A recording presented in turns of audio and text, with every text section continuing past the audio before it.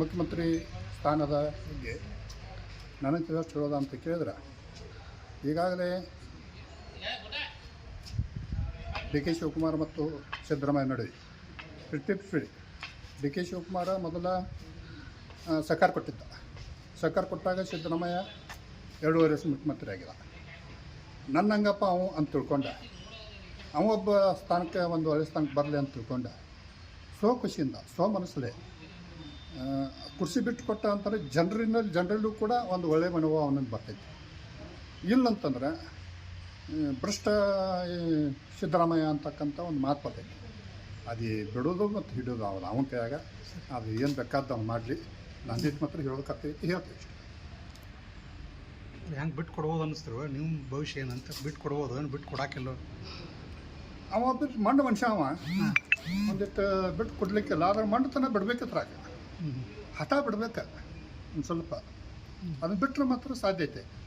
ಮತ್ತು ಹಠನ ಸಾಧಿಸವಂತಂದ್ರೆ ಇನ್ನು ಯಾರು ಏನು ಮಾಡಕ್ಕೆ ಒಂದು ವೇಳೆ ಬಿಟ್ಟು ಕೊಡಲಿಲ್ಲ ಅಂತ ಇಟ್ಕೋರಿ, ಅವು ಏನು ಪರಿಣಾಮ ಆಗ್ಬೋದು ಅಂತ ಜನರ ಕಡೆ ಏನು ಅಭಿಪ್ರಾಯ ಆಗ್ಬೋದು? ಜನರ ಕಡೆಯೂ ಪರಿಣಾಮ ಆಗ್ತೈತಿ.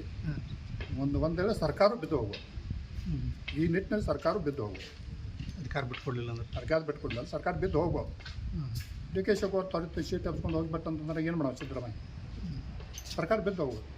ಬಿದ್ದು ಆದೊಳಕ್ಕೆ ಮತ್ತೇನು ಮಾಡಿದ್ರೆ ಮಾಡೋಕ್ಕೆ ಬರೋಲ್ಲ. ಅದಕ್ಕೆ ದಯವಿಟ್ಟು ಒಳ್ಳೆ ಸರ್ಕಾರ ಐತಿ. ನೀವೆಲ್ಲ ಗ್ಯಾರಂಟಿ ಚಲೋ ಕೊಟ್ಟಿದ್ದೀರಿ, ಮಂದಿಗೆಲ್ಲ ಸಹಕಾರ ಚಲೋ ಮಾಡಿದ್ದೀರಿ.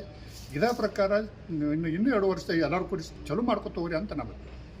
ಕಾಂಗ್ರೆಸ್ ಹೈಕಮಾಂಡಿಗೆ ನಾವು ಸೂಚನೆ ಹೇಳೋದಂತಂದ್ರೆ, ಇವತ್ತಿನ ಸಿದ್ದರಾಮಯ್ಯ ಮುಖ್ಯಮಂತ್ರಿ 2 ವರ್ಷ ಮಾಡಿದಾನು. 2.5 50-50 ಮಾತುಕತೆ ಆಗಿದಾವು ನಿಮ್ಮಲ್ಲಿ.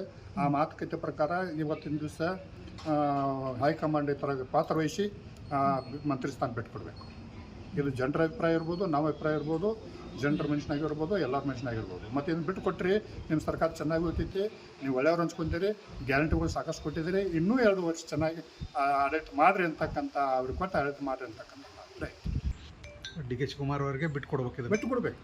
ಬಿಟ್ಟು ಕೊಟ್ಟರೆ ನಿಮ್ಮ ಸರ್ಕಾರ ಸಿದ್ದರಾಮಯ್ಯ ಈ ಥರ ಒಳ್ಳೇದು ಹಂಚ್ಕೊಳಕ್ಕೆ ಅವ್ನಿಗೆ ಒಂದು ಚಾನ್ಸ್ ಐತಿ. ಇಲ್ಲಾಂದ್ರೆ ಬೀಳ್ತತ್ರಿ. ಇಲ್ಲಾಂದ್ರೆ ಸರ್ಕಾರ ಬಿದ್ದು ಹೋಗಿ